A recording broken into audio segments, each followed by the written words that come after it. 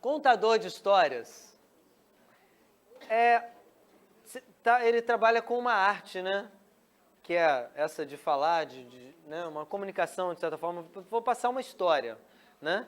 Vou contar uma história. A gente conta com frequência na nossa vida também. Não é o nosso enfoque aqui falar dessa questão do narrador no dia a dia. Eu vim aqui para falar justamente do livro para fora, né? Como usar o que nós temos na mão, né? As técnicas que nós temos de fala, de olhar e de comunicação que todas as pessoas, né, aprendem ou adquirem com a convivência na nossa cultura, né? A gente se comunica, enfim, vai aprendendo essas técnicas e utilizar isso numa sala de aula, utilizar isso na prática. Como é que é isso? Bom, primeiro ponto. O narrador, o contador, ele é um recriador. E como recriador, nós observamos, por exemplo, que é uma obra, né? Tem uma obra aqui feita, e eu vou recriar, eu vou reler, eu vou, né, observar esse trabalho aqui. E já, quando eu li, eu já recriei na minha mente, da minha forma, eu observei isso aqui, e agora eu vou contar. Bem, se eu vou contar, eu vou criar também. E nessa criação, existe uma comparação muito interessante aí, que é a seguinte: nessa nossa tentativa de buscar a criação, de representar, de recriar,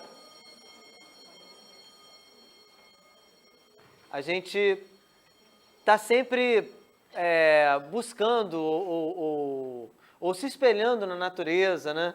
Nas criações que são tão belas, né? Enfim, nas montanhas as pessoas pintam quadros bonitos, nos sons e pegando sons, um músico faz um trabalho tão bacana. Enfim, quando a gente vai contar, a gente vai pegar a nossa matéria-prima, que é a palavra e essa comunicação gestual, né, que está ao alcance da visão das pessoas que escutam, né, e da escuta também, é claro, e vou moldar isso aqui nessa paisagem sonora que a gente às vezes chama de silêncio. Precisa silêncio para escutar uma história. O silêncio nunca é total, né? Mas eu chamo de paisagem sonora esses sons que sempre acontecem, né? Tem o ar, teve a campainha lá, né? Tem os sons, e a história acontece. E quando essa história está acontecendo, eu utilizo alguns atributos que são os atributos de um criador, de um recriador, tá?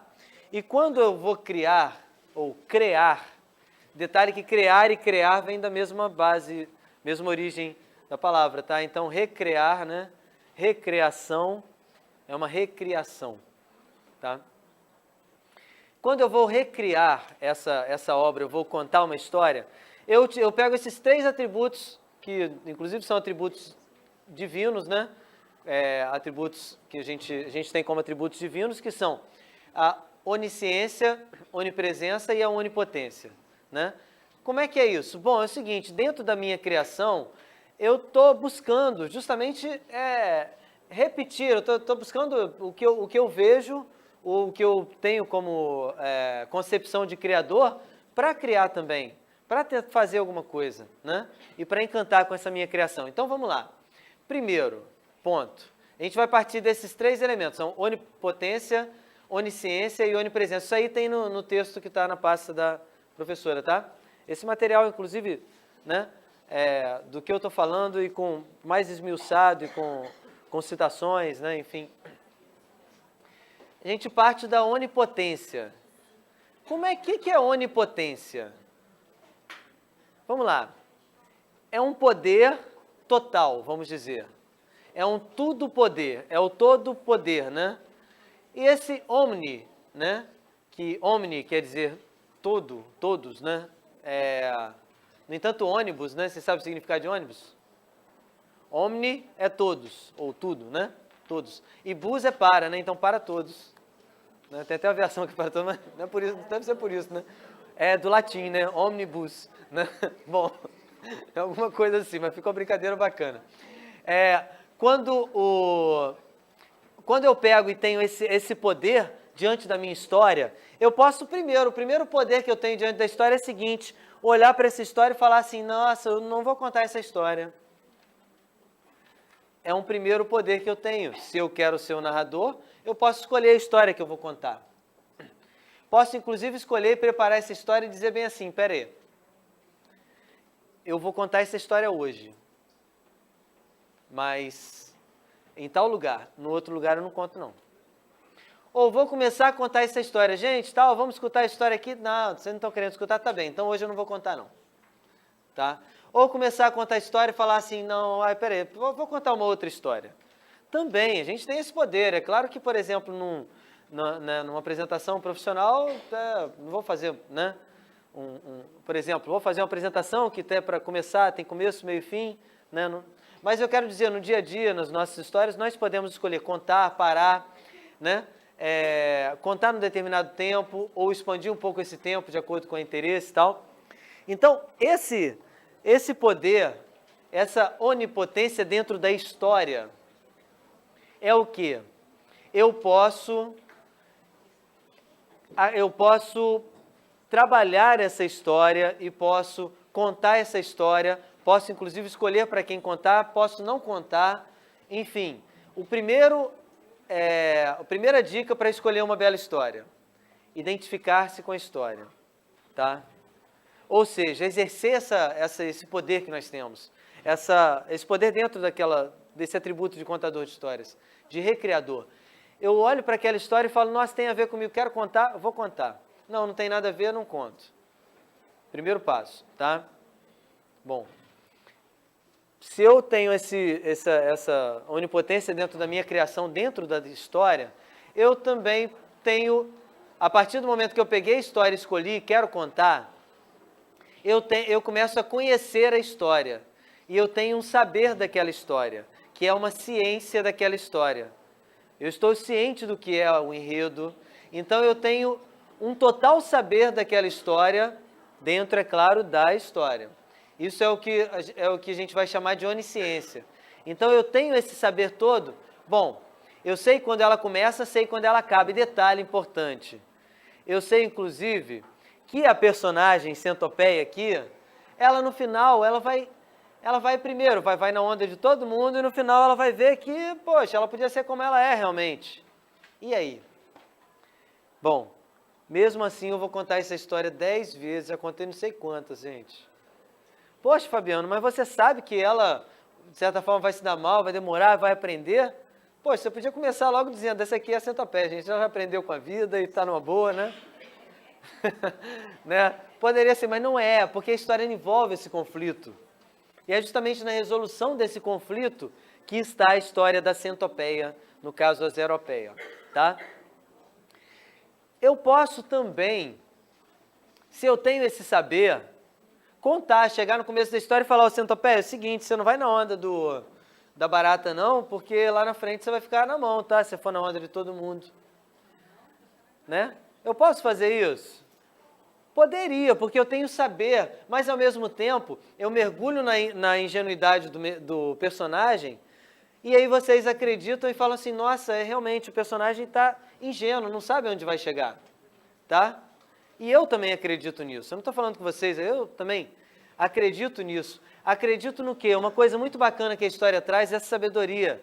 Conviver com a história traz para a gente sabedoria na nossa vida, são várias histórias, né?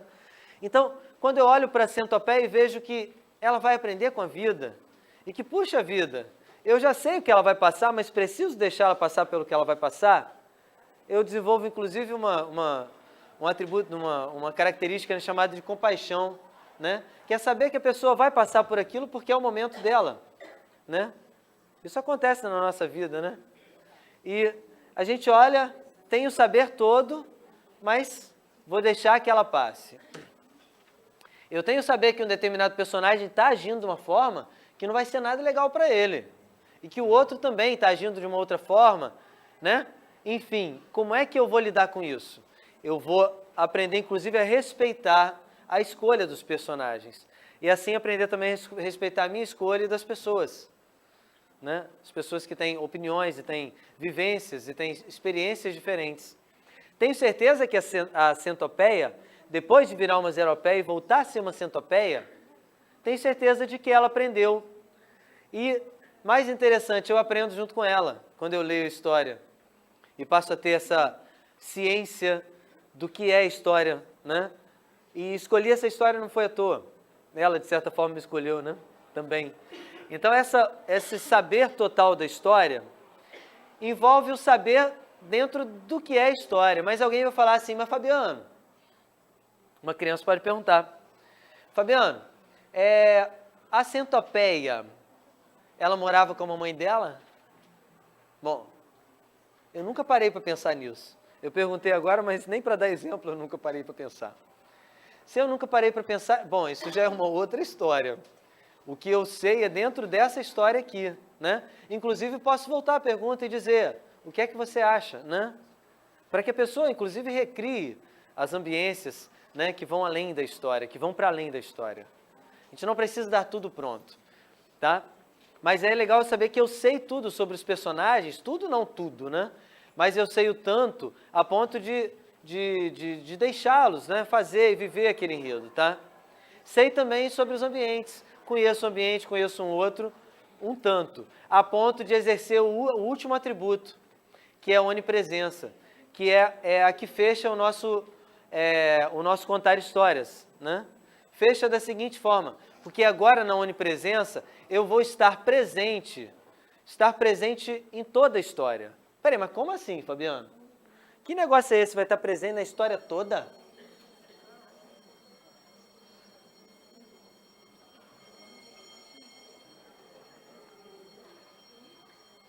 A gente passeia pela história. Vamos pensar aqui o seguinte, fazer um pequeno retrospecto de algum momento da vida de vocês, em que vocês estavam, por exemplo, né, vamos supor, em algum lugar, por exemplo, na casa de um parente. Observem agora e lembrem, procurem lembrar das características desse ambiente. Dos lugares em que ficavam os objetos, das cores, do cheiro, das vozes e dos sons que a gente escutava lá. A gente, dentro dessa lembrança, a gente se faz presente nesse lugar. Agora, mesmo estando aqui, está todo mundo aqui, né? Quem experimentou, se fez presente nesse lugar, embora a gente esteja aqui. Na história, a gente mergulha na história e vai no ambiente, entra em outro e passeia e olha, inclusive de vista aérea. Eu acho uma coisa fascinante contar a história por isso, porque eu posso olhar daqui e dizer bem assim, era uma montanha. De um lado da montanha tinha um castelo. Do outro lado, tinha uma casa muito simples, onde morava um camponês. Olha só, a montanha aqui, o castelo ali. Gente, lá dentro do castelo, acontecia uma coisa bem interessante. É a viagem, posso até imaginar o zoom, né? Zoom, entro no castelo, e dentro do castelo, aquelas tantas armaduras de um lado, um corredor muito grande, umas torres imensas. E por um desses corredores, passava um cavaleiro. Um cavaleiro com a sua armadura, que olhava para as pessoas e dizia, todos deste reino, prestem muita atenção no que vou dizer. Olhem bem, eu só contei como exemplo, foi tudo improvisação, né? A gente está lá fora da história. De repente, vocês, não sei se perceberam o momento em que eu entrei na história. Eu estava falando, dando uma aula, né? Falando aqui, né? E de repente eu falei, bom, eu posso dar um exemplo, por exemplo, de um lugar onde tinha uma montanha. Olhem só, estou entrando na história. De um lado, um castelo. Do outro, uma casinha simples de um camponês. Observem que eu vejo tudo do alto e tenho uma noção espacial a ponto desse cavaleiro, se ele for para a casa do camponês, eu visualizar o caminho dele e saber que ele tem que atravessar essa montanha. Quando eu fixo no castelo e vou para o castelo, eu já imagino esse castelo.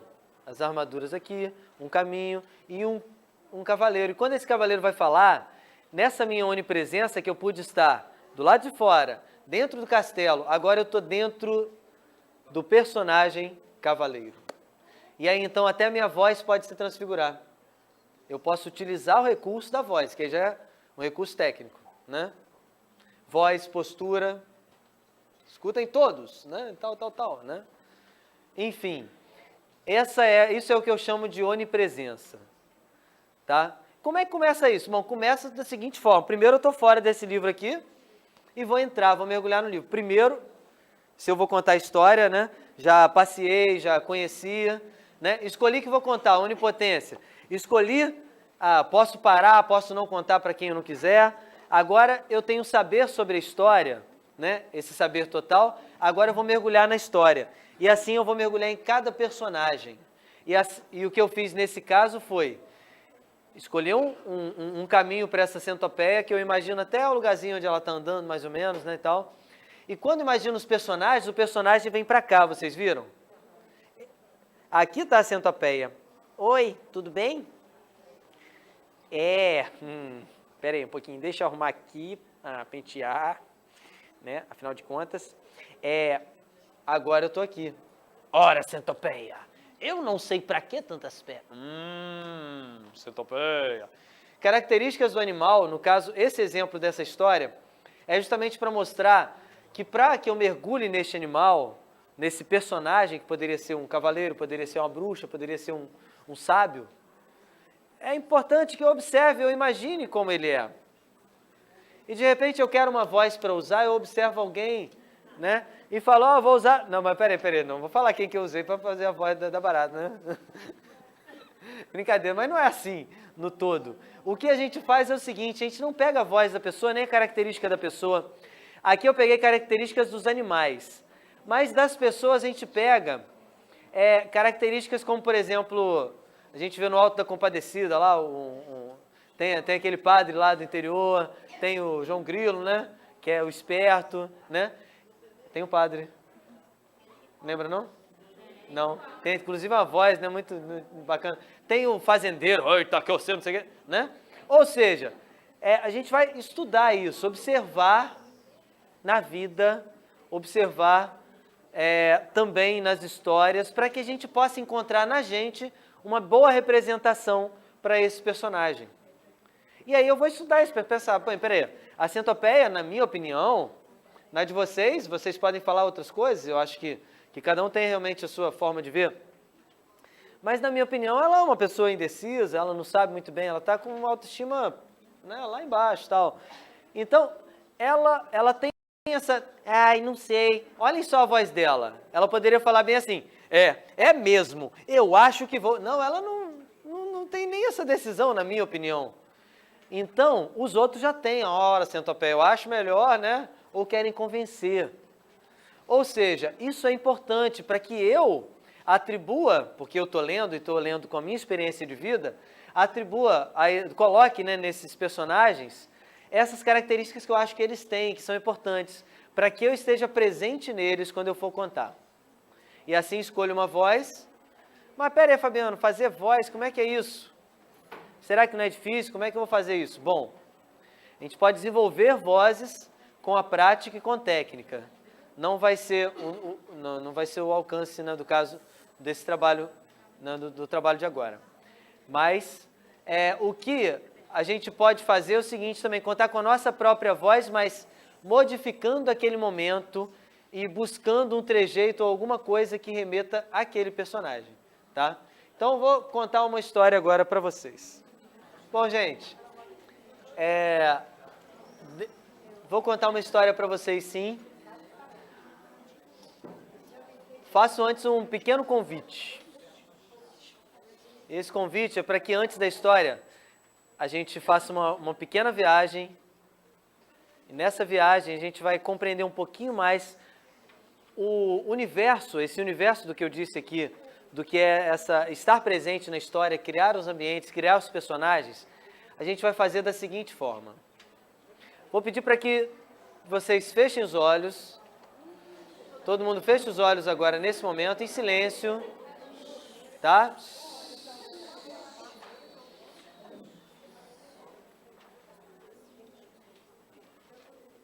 Bem, a gente vai agora imaginar e criar na mente essa imagem. A imaginação, né, essa ação de criar, nessa referencial imagem. Nós vamos agora para bem longe daqui, a gente já não está mais aqui. Vou pedir silêncio nesse momento para a gente vivenciar e compreender como é que a gente vai criar as imagens na história. Então, nesse momento, a gente vai se imaginar no Polo Norte. É um lugar muito frio, né? Mas um lugar que, como está inverno, tudo é muito branco. E a neve no chão é muito branca. Aqueles icebergs, aquela coisa bem gelada. E o frio é tão intenso que ele congela e ele faz com que a gente sinta esse frio mesmo. E à medida que a gente sente, tenta visualizar, vamos procurar visualizar a imagem, através da nossa imaginação, o quanto é frio. Além do vento, tem um cheiro diferente, porque o próprio nariz está tão gelado que a gente sente que o cheiro das coisas ele é diferente. E o lugar é tão frio também que a casa ela é feita de gelo. Então, à medida que eu me aproximo, montado num trenó que é puxado por cachorros que latem, vamos procurar imaginar esses sons, escutar. Eu chego perto desse iglu, que é essa casa. Do lado de fora, uma toalha pendurada, uma toalha que, ao invés de secar, ela endurece, porque congela. Voltando para cá, abrindo os olhos, a gente vê que isso tudo surge na nossa imaginação. Fechando os olhos mais uma vez, gente. Mais uma vez.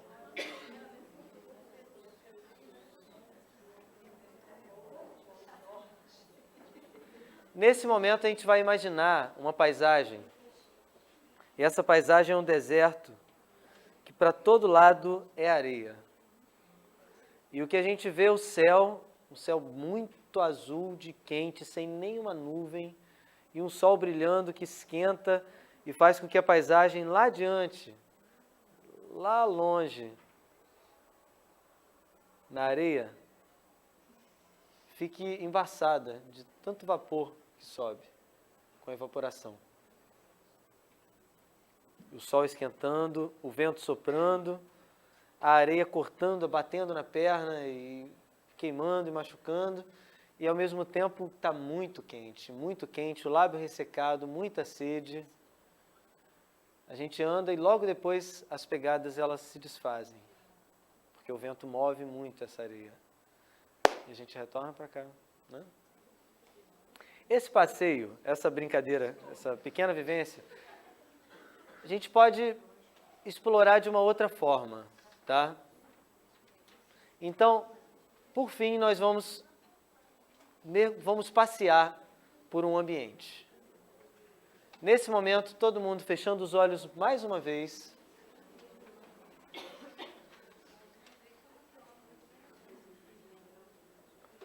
E eu vejo de cima, bem de longe, uma casa no meio da floresta. A floresta com árvores altas, uma parte muito escura da floresta. E do lado dessas árvores uma casa pequena, com muitas coisas em volta, coisas meio jogadas, panos, uma carroça velha. E eu vejo ainda de cima, como se eu estivesse sobrevoando essa floresta e essa casa. E aos poucos vou descendo e desço, até chegar bem perto. O cheiro não é muito bom. O vento também é muito frio e estranho. Mas mesmo assim, a gente se aproxima. E quando eu toco o solo, o chão, e agora já estou em pé e posso caminhar, eu vejo que a floresta, com as árvores muito fechadas e muitos cipós, é uma coisa muito estranha, parece meio assombrada. E a casa fechada, a casa parece abandonada, mas a porta da casa se abre só. Eu vou me aproximando, me aproximo, olhando aqueles pedaços de reboco caído, e com muito medo, mas com muita coragem, eu entro nessa casa. Teias de aranha, no teto alguns morcegos pendurados, muitos livros numa estante, bem empoeirados. Um desses livros é muito grande, parece muito antigo. E na mesa também tem um livro aberto, com umas letras que eu não consigo nem identificar. Nunca vi. Uma coruja pia lá fora. O tempo passa, anoitece, e eu resolvo acender uma vela para iluminar aquele lugar. Quando eu escuto um barulho e alguém entra na casa, mas antes dessa pessoa entrar na casa, eu consigo me esconder.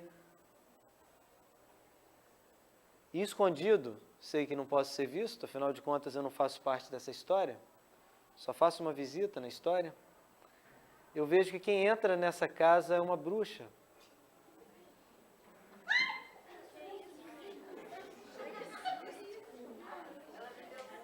Aham. E essa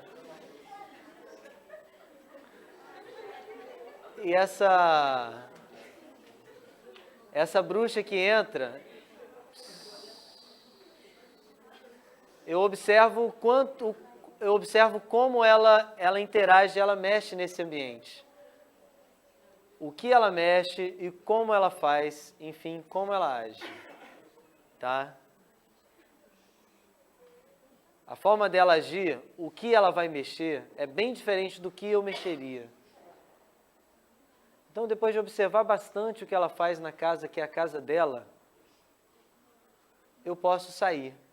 E saio sem ser visto, me afastando dessa casa, me distanciando, olhando do céu para essa casa e já sabendo o que eu tenho lá dentro, o que eu posso encontrar para contar a minha história.